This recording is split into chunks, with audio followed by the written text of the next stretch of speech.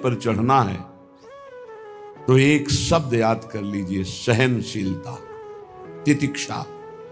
इसको सदैव जीवन में एक श्लोक गंगा किनारे हमें जीने की सामर्थ्य देता था। जब कभी हमें प्रतिकूलता दुख प्राय मिलते ही थे तो ये श्लोक, यम ही न व्यथ्यन्ते ते पुरुषम पुरुषर्षभ सम दुखा सुखाधीरम स्व अमृतत्वाय कल्पते। वो अमृत पद का अधिकारी हो जाता है जो आए हुए सारी व्यथाओं को दुखों को मौन होकर सह लेता है, वो भगवान को प्राप्त होता है। जहां कोई कष्ट होता बस यम ही न व्यथ्यन्ते ते स्वमृतत्वाय कल्पते। हमें सहना है, हमें भगवत प्राप्ति करनी। अरे छोड़ो, इसने मारा, इसका कर्म जाने, सहो, चलो आगे, चलो आगे बढ़ो।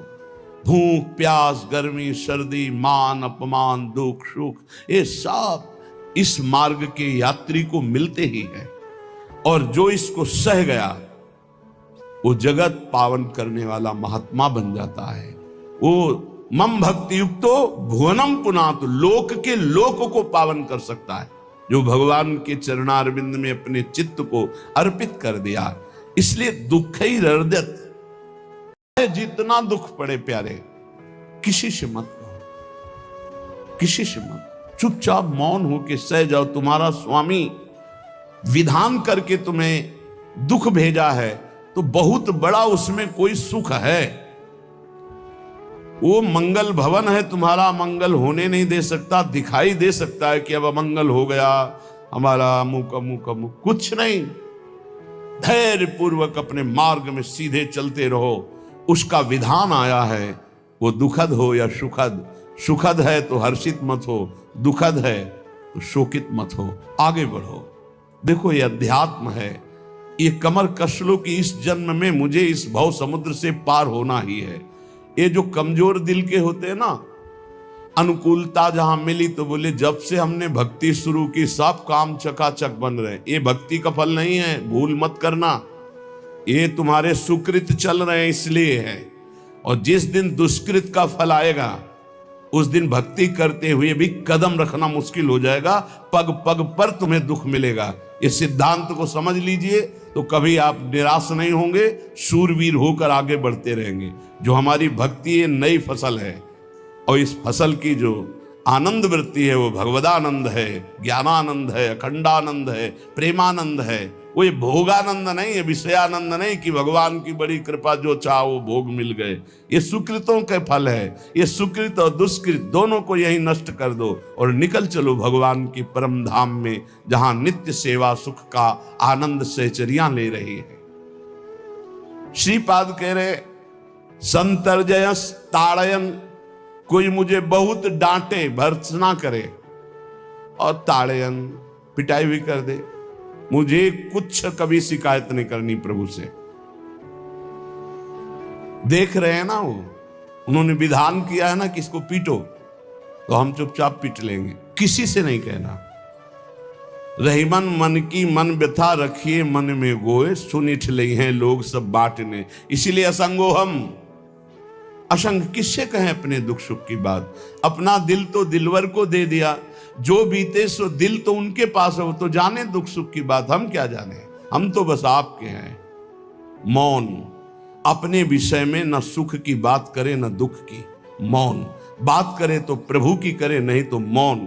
मान लीजिए अगर ये मौन आप धारण कर लेंगे तो निकल जाएंगे माया से, नहीं तो किसी की निंदा कर देंगे, किसी का ऐसा कटु वचन बोल देंगे, परुख वचन बोल देंगे, भजन छीण हो जाएगा, भजन करने की वृत्ति नष्ट हो जाएगी। सैकड़ों लोगों के प्रश्न है कि पहले भजन अच्छा होता था अब नहीं होता। उसमें दो बातें होती है, एक तो भजन की ऐसी भूख बढ़ गई है कि अब उतने भजन से नहीं और भजन होना चाहिए। ये उत्तम महापुरुषों की कृपा पात्र भक्तों की वृत्ति होती है। और एक होता है कि आपसे वैष्णव अपराध बन गया, कुसंग हो गया, इस कारण से ऐसा। अगर आपके हृदय में कोई दोष वृत्ति नहीं हो, फिर भजन में ऐसा लगता है कि मेरे से बहुत कम भजन होता है, वैसा भजन नहीं होता जैसा होना। ऐसा बड़े बड़े महापुरुषों को भी अनुभव होता है। ये कोई निंदनीय बात नहीं है, वंदनीय बात है। पर वास्तविक यदि भजन नहीं हो रहा है वास्तविक यदि आपका रुक गया है आनंद, तो आप ढूंढ लीजिए। आपका भोजन गलत है, आपका संग गलत है, आपने कोई वैष्णव निंदा की है, बस यही कारण है। यही खोज लेना, यही सुधार कर लेना। किसी से क्षमा याचना की जरूरत नहीं। अंदर देखो और आचार्य गुरु से प्रार्थना करो, सब ठीक हो जाएगा। बड़े कृपालु हैं। जिन्होंने अपराधी मुझ जैसे को घसीटा तो अब अपराध बन जाएगा तो थोड़ी छोड़ देंगे वो। विश्वास कीजिए, उन्हीं से प्रार्थना कीजिए, नाथ यदि आपको अपराध मोचन कराना है तो भेज दीजिए मुझे उसके पास, या उसको बुला दीजिए, मैं पैर पकड़ लूं, हाथ जोड़ लूं यदि अपराध बन गया है, और यदि आप चाहें तो आप क्षमा कर दें, आगे से सावधान रहेंगे।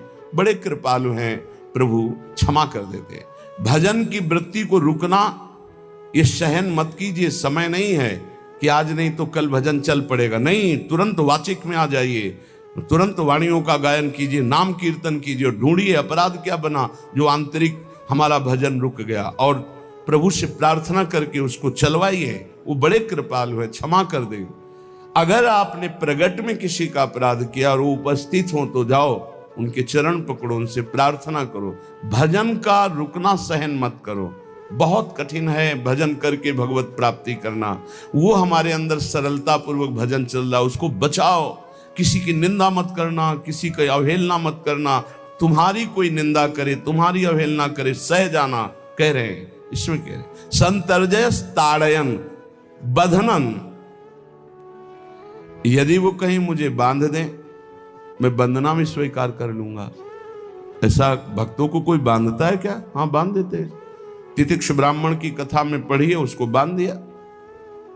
एक सखी बहुत भजनानंदी थी, उसके परिवार के लोग रोज उसे पीटते थे और उसे बांध देते थे। सखूबाई नाम उसका सखी का था।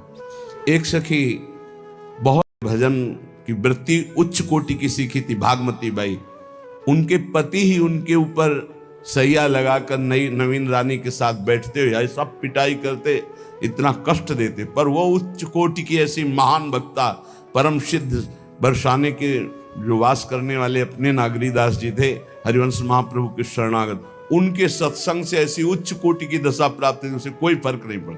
उसके कष्ट देने के लिए उसके ऊपर सैया लगाते, राजा थे, और नवीन रानी के साथ उसके ऊपर बैठते, उपद्रव करते, मारते पीटते, लेकिन वो सम रहती। संतर्जय ताड़यन बंधनन, शांत। वो देख रहा है, बस तुमको यही सोचना, वो देख रहा है, मेरा स्वामी देख रहा है। वो देखते हुए मौन है ना, वो चाह रहा है ना तो तेरा किया मीठा लगे, बस बात समझ लो। इतना तो बहुत बड़ी वस्तु प्राप्त होगी, बहुत बड़ी। एक मिट्टी जब कुम्हार को अर्पित हो जाती है तो पीट पीट कर एक छोटा राई भर भी दाना नहीं रहने देता, क्योंकि राई भर भी अगर दाना रहा वहीं से मटकी फूट जाएगी, राई भर भी अहंकार रहा वहीं से भक्ति रस निकल जाएगा।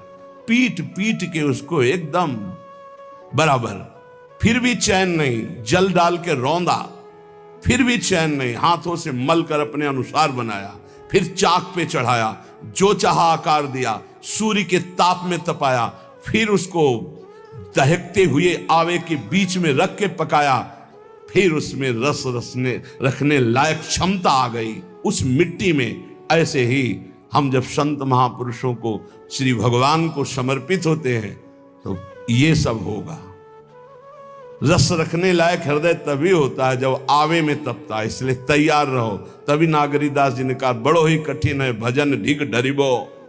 एक सूरवीर योद्धा की तरह जैसे उसके अंग घाव से युक्त होते हैं, वो कदम पीछे नहीं आगे ही बढ़ाता है, ऐसे भजनानंदी चाहिए। चाहे मुझे चोर कहा जाए, पतित कहा जाए, गाली दिया जाए, मुझे मारा जाए, बांध लिया जाए, तो भी मैं भगवान पर दोषारोपण नहीं करूंगा। मैं यही निश्चय करूंगा, प्रभु मेरे देख रहे हैं, जोई जोई प्यारो करे सोई मोई भावे, उनका विधान परम मंगलमय है। मतीव दुस्सह तरम प्राप्नोति नाना विधई। मुझे अंदर से भी बहुत पीड़ा दी जाए, काम पीड़ा, क्रोध पीड़ा, लोभ, बाहर से तो ये दिया जाए और अंदर से भी ये दिया जाए, तो भी हे प्रिया जो आपसे नहीं कहूंगा। प्रेम में कभी शिकवा शिकायत नहीं होती, ना इष्ट से और अपने प्रीतम के विधान से दिए हुए कष्ट को हम दूसरे से कह दें। धिक्कार है हमारी प्रीति को। प्रीतम सहावे और मैं दूसरे से शिकायत करूं, नहीं, हर विधान आपका सो। ये प्रेम है मस्ती का, ये लज्जू पंजू ऐसे काम नहीं है इनके। ये तो देखते हैं पैर धर के, अगर गर्म लगा तो हटा लेंगे, मत रखना गर्म ही गर्म है। और छाती मजबूत करके कि आग पे चलूंगा, तो पैर रखोगे तो चंदन हो जाएगा आग में भी। पूरे जीवन की बात कह रहा हूं, पूरे जीवन की। सोचो उस समय जब 13 वर्ष की अवस्था है और घर से निकले थे, कोई साथी नहीं है, कोई समझाने वाला नहीं, और आज इतना जीवन हो गया इसी यार के सहारे हुआ है। इसी यार, ना 1 रुपया कभी था, न रहा है, न रहेगा। प्रेमानंद का 1 रुपया नहीं है, प्रेमानंद की एक वस्तु नहीं, ना रहा ना रहेगा। हाँ, प्रेमानंद की सब वस्तुएं हैं, ना होते हुए भी पूरा विश्व मेरा। क्यों? प्रेमानंद भगवान का है।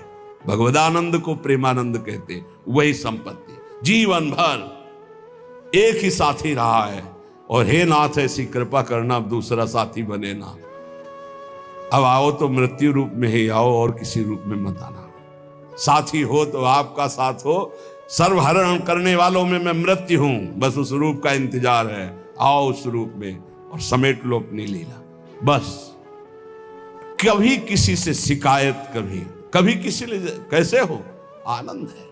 नहीं सुना है किडनी खराब है, तो सुना ही होगा, कोई दुख नहीं, कोई दुख नहीं। वर्तमान दुख वर्तमान के आनंद से बहुत छोटा है। क्या दुख है? स्वामी के द्वारा दिया हो। ये आप हमारी प्रार्थना मान लीजिए, इस मार्ग में चलने पर जो दुख मिले कभी किसी से कहना नहीं, नहीं तो प्रीति में कलंक लग जाएगा, वो तुम्हें प्रभु से हटा देगा। नहीं, रहीमन मन की मन व्यथा रखिए मन में गोए, सुनिठ लई है लोग सब बाट न ली है।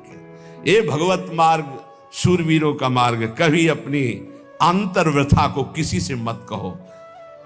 जीवन में अगर कोई हमें कष्ट दे रहा है तो हमारा कर्म है, ना कि कोई व्यक्ति। ये बिल्कुल सिद्धांत तक चर्चा समझ लो। वही व्यक्ति जो मुझे द्वेष करता, वही व्यक्ति जो मुझे कष्ट और दंड देता, वही व्यक्ति प्रणाम करके छाती से लगाकर आंसुओं की धारा से अभिषिक्त किया, तो वो व्यक्ति था या कर्म? जब कर्म भोग हो गया तो वही हृदय से लगा के अश्रुधारा से क्षमा कीजिए, बहुत ऐसा नहीं, आप तो बड़ी कृपा की। व्यक्ति कभी कष्ट नहीं देता, मेरा कर्म उसके ऊपर सवार होकर मुझे दंड देता है। इसलिए मैं किससे कहूं? अपनी जबान से दांत कट जाए तो किससे कहूं? ये जो दांत, इससे जबान हमारी पीड़ा को किससे कहूं? अब अपने हाथ से चोट लग जाए किसको कहूं? ऐसे सब आत्मस्वरूप हैं। हमारा कर्म ही उनके ऊपर सवार होकर हमें दंड दे रहा है। इसलिए भाई, श्रीपाद का सिद्धांत जो कह रहे कि अगर भगवत प्रेम प्राप्त करना है तो मुंह बंद। 22 बाजार में कोड़े मारे गए, एक बार भी श्री कृष्ण से नहीं कहा। पूज्य भाई जी महाराज का जीवन कष्टमय, कभी श्री कृष्ण से नहीं। बाबा नहीं सह पाए, बाबा ने श्री कृष्ण से कहा, श्री कृष्ण चंद्रजू से, ये क्या है, इतना कष्ट क्यों दे रहे हो उनके शरीर को? तो मुस्कुरा दिए, बोले मैं नहीं दे रहा हूं, ये तुम्हारे कर्म का फल भाई जी भोग रहे हैं। ऐसा? बोले हाँ। सीधे अस्पताल गए, भाई जी से कहा, ये आप हमारा प्रारब्ध क्यों भोग रहे हैं? तो कहा, आज ये कौन सा खेल रच रहे हो बाबा, क्या बात कर रहे हो? जीव का अपना कर्म भोगना होता है, किसी और का निजीकृत कर्म भोग? तो उनका आप हमको बहका नहीं सकते, हमें परम तत्व से पता चला है कि आप हमारे कर्म। तब हंस दिए भाई जी और बोले, देखो हमें कोई फर्क नहीं पड़ता, आपको फर्क पड़ जाता। आप चढ़ो, जिस साधना की चढ़ाई पर चढ़ रहे हो चढ़ो, मंगलमय श्री कृष्ण तुम्हारी यात्रा को पूर्ण करें। हम तो अस्पताल में पड़े पड़े प्रिया प्रीतम के साथ खेल रहे हैं, कोई फर्क नहीं पड़ रहा। अपने कष्ट की तो बात जाने दो, दूसरों के कष्टों को लेकर भोगाए। हम जरा सा कष्ट आ जाए तो बोले हमारी अंदर श्रद्धा थी अब खत्म हो रही क्योंकि कष्ट आने लगा। उसमें भगवान का क्या दोष है? वो तो बड़े कृपालु हैं कि ऐसे पापात्मा होने पर भी मुझे महात्माओं का संग दिया, धाम का वास दे रहे, नाम जपवा रहे हैं। अब हमारे पूर्व प्रारब्ध हमें कष्ट दे रहे हैं, इस समय भी वो हमें दुलार कर रहे हैं। जीव समझता नहीं, केवल दोषारोपण भगवान और भगवत मार्ग पर कर देता है। इसलिए उपासक को अंतः क्लेश मति व दुस्सहतरम, ये जो आप काम क्रोध से जल रहे हो ना, ये तपस्या है, इसका बहुत बड़ा लाभ मिलेगा। और अगर भोग रहे हो ना, गिर रहे हो, पतित हो रहे हो, तो वो सुख नहीं, वो शांति नहीं, वो विश्राम नहीं है। तो एक बात ध्यान रखना, इस शब्द को याद रखना। ऐसे रहने पर भी हमारे द्वारा जो भी, वो हमारे स्वामी ऐसे लेते हैं, जन अवगुण प्रभु मान न काऊ, दीन बंधु अति मृदुल स्वभाव। कल शाम के पूज्य परमहंस राम मंगलदास जी की वाणी का चिंतन हो रहा था, उसमें कह रहे कि जो 30 मिनट भगवान नाम कीर्तन कर लेता, मेरी बात पर विश्वास रखना हो, उसको भगवत प्राप्ति होगी। 24 घंटे में 30 मिनट नाम कीर्तन कर लेता है और अन्य समय विस्मरण रखता है, तो 30 मिनट का नाम कीर्तन उसे भगवत प्राप्ति करा देगा। तुम्हें जो पाठ प्रिय हो, 30 मिनट पाठ कर लोगे, भगवत प्राप्ति हो जाए, कर लो। और बहुत पहुंचे हुए महापुरुष जिनके चरणों में अपार श्रद्धा है, आप लोग तो रात दिन लगे, आपको भगवत प्राप्ति नहीं होगी। चूक हो जाएगी तो जन अवगुण प्रभु मान न काऊ, दीन बंधु अति मृदुल स्वभाव। अग्नि की ज्वाला के समीप रुई का पहाड़ कितनी देर टिकेगा, कितनी देर टिकेगा, उसके ताप में झुलस जाएगा। ये अग्नि की ज्वाला है भगवान नाम कीर्तन, भगवत यश गुणगान। तो जैसे किसी को लगे कि वो नाम जब भी करता है वो रुचि पूर्वक पाप करता है, असंभव। नाम जापक रुचि पूर्वक पाप कर ही नहीं सकता, उसका हृदय जलेगा। पक्का आप जप करके देख लीजिए, आप जप कीजिए नाम, और फिर आपसे पाप जब बनेगा तो आप फिर हालत अपनी देख लीजिएगा, बार बार हृदय जलेगा, नहीं नहीं नहीं। तो एक दिन वो नहीं सिद्ध हो जाएगा और आप निर्विकार हो जाएंगे। इसलिए अंतः क्लेश, अगर बुद्धि मति वो अति अंदर क्लेश आ रहा है, कभी काम आ रहा है, कभी क्रोध आ रहा है, कभी लोभ आ रहा है, कभी मोह आ रहा है, ये आता रहेगा जब तक भगवत साक्षात्कार नहीं होगा। ऐसा मत समझो कि 2-4 महीने जप करेंगे तो हम सिद्ध हो जाएंगे, ये आता रहेगा। ये बहुत भागवतिक शक्ति से संपन्न है विकार, कोई साधारण नहीं है कि तुम माला जपोगे वो नहीं आएगा, माला जपते समय ही आएगा वो।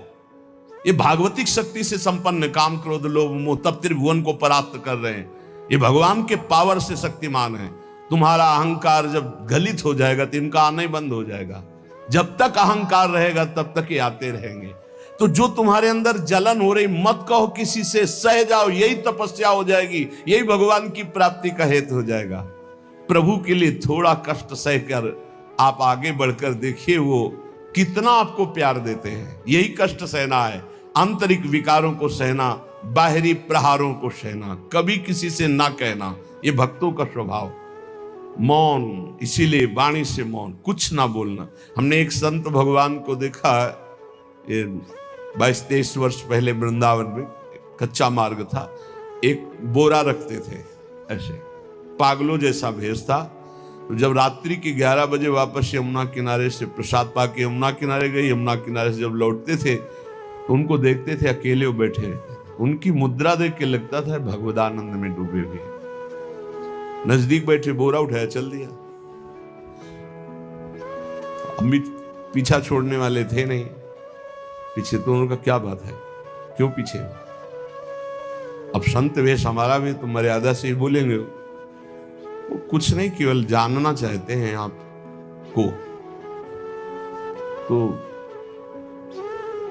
कालीदय की इधर एक तमाल का पेड़, जो श्वेत रंग का एक वृक्ष है, उसका मुझे नाम नहीं याद आ रहा, गुलर जैसा, और वो तमाल में लिपटा हो, अब भी है, दाहिनी तरफ है। ये जो खाली जगह पड़ी ऊंची, जो अपने दाहिनी तरफ बर्फ फैक्ट्री के आगे जाते हैं, उसी के नीचे बैठे। तो हमने पूछा, आपकी स्थिति देखकर मुझे लगता है आप हर समय भगवदानंद में डूबे रहते हैं। बोले, जब लगता है तो प्रश्न क्यों करते हो। हमको आपकी वेशभूषा देखकर, तो बोले जगत से बचने के लिए ये वेशभूषा है। एक बोरा ऐसे जैसे कोई बीनने वाले होते हैं, कबाड़ बीनने वाले, ऐसे बोरा ऐसे रखे थे, एक गमछा लगाए हुए थे, पूरा शरीर खुला, कोई साधु का वेश नहीं, कोई चिन्ह नहीं, और उनकी स्थिति भगवदानंद में थी।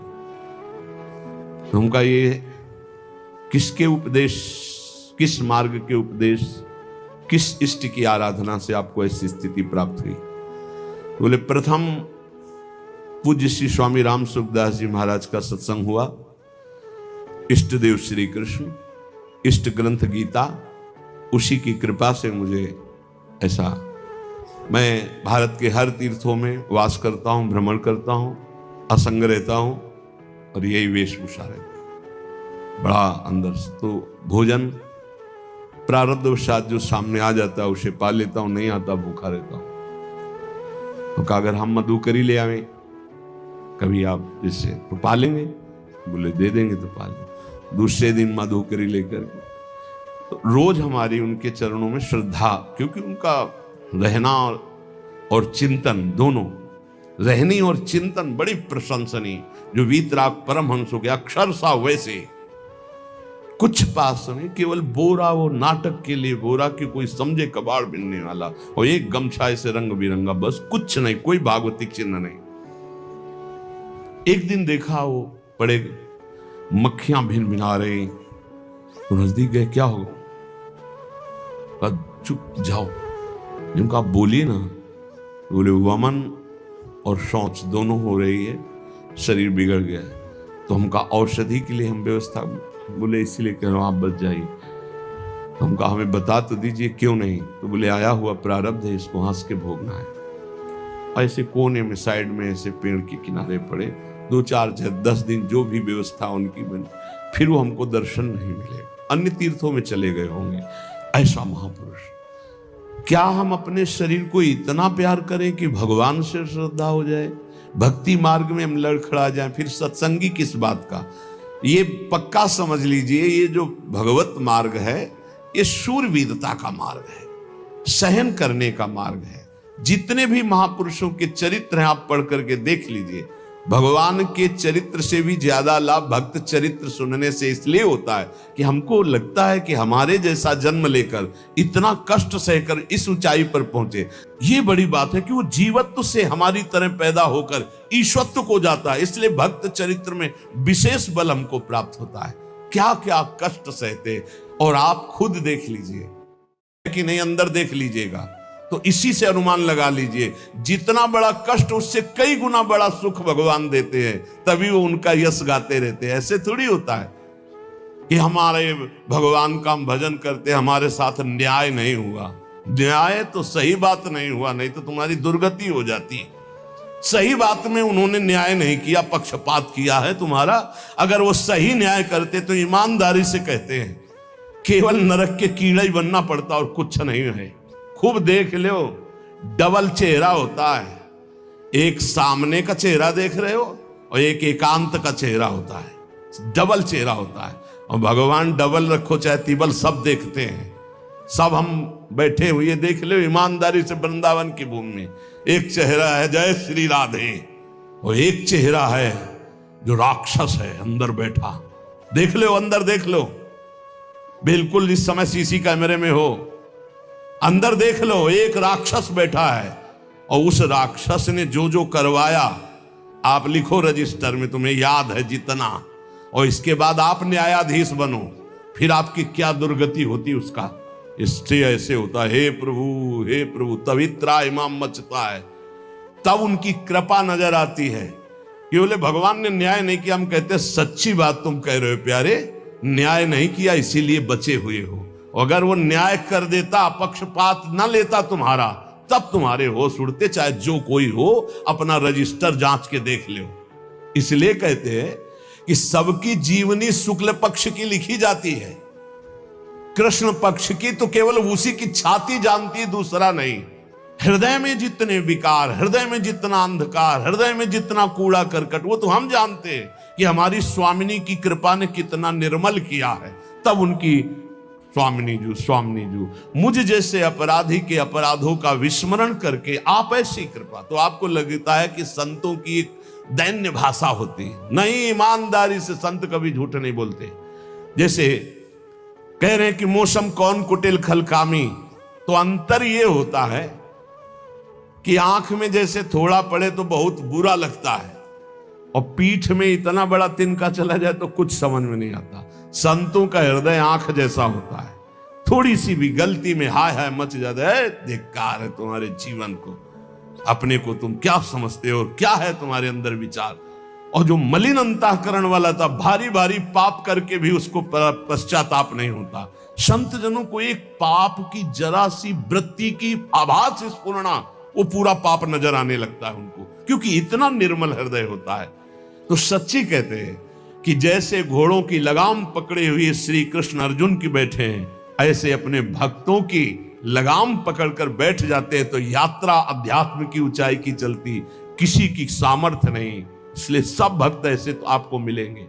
जहां सामर्थ्य की बात है वहां केवल श्री भगवान की कृपा है। इसलिए बाहर की पीड़ा और अंतर की पीड़ा अपने प्रीतम के द्वारा दी हुई मानकर सह जाओ, तो आगे प्रीतम तुम्हारा स्वागत करने के लिए खड़े, पक्का समझ लेना, पक्का। और वो देंगे ये पीड़ा। क्यों देंगे? इसी पीड़ा में पता चलता है कि तुम्हारे मन की सुई किधर जा रही है। प्रताप राय जी महाभागवत थे, बड़ा चरित्र है। उनके यहां एक व्यापार चलता था कुल परंपरा से कि आपको अगर रुपए की जरूरत है तो आप अपना स्वर्ण आभूषण या कुछ रख जाइए गिरवी, और रुपया ले जाइए, और ब्याज से तो रुपया दे जाइए, अपने मूल गिरवी ले जाइए जो रख के गए हो। यही उनकी कुल परंपरा से था। तो उसी के आधार पर वो कुल परंपरागत कर्म कर रहे थे। निरंतर नाम जब भगवत आराधन में मगन। अब नाम जब भगवत आराधना और ईमानदारी से कार्य, तो बड़ा सब खूब धन संपत्ति, बहुत आनंद, और भक्तजनों के खूब भोजन होते, भंडारे होते। तो जो चिढ़ने वाले जलने वाले लोग हैं वो जलते थे कि करता तो ये कुछ है नहीं, खूब जय जय मच रही है चारों तरफ, इसको नष्ट किया जाए। ये किसने बीज बोया? अरे बोले दुष्ट स्वभाव ने। नहीं नहीं नहीं नहीं, भगवान ने। किनको हुस्काया? डंडे को। क्यों? अब झंडा फहराओ मेरे भक्त के यश का। उनके हृदय में जलन हुई। वहां का काजी और मिल गए 3 लोग, और उन्होंने कहा कि इसको नष्ट किया जाए। बोले बस आप सहयोग दो, नष्ट तो पक्का। बोले कैसे? बोले प्लान तो सब हमारा बन गया है। अब झोली में कंकड़ भरे, और प्रताप राय जी बेटी का ब्याह है, 10,000 मुद्रा चाहिए। बोले गिरवी? बोले है स्वर्ण मुद्राएं। अब वो इतने ईमानदार, विश्वास, बोले बॉक्स रखा रहता है, उसी में रख दो, दस्तखत करो, 10,000 रुपए लो, ब्याज से दे जाना, अपना ले जाना। थोड़ी देर बाद दूसरा आया ऐसे, फिर तीसरा आया, वो तो उनका व्यापार ही था। प्रकृति ने सबसे खूबसूरत तोहफा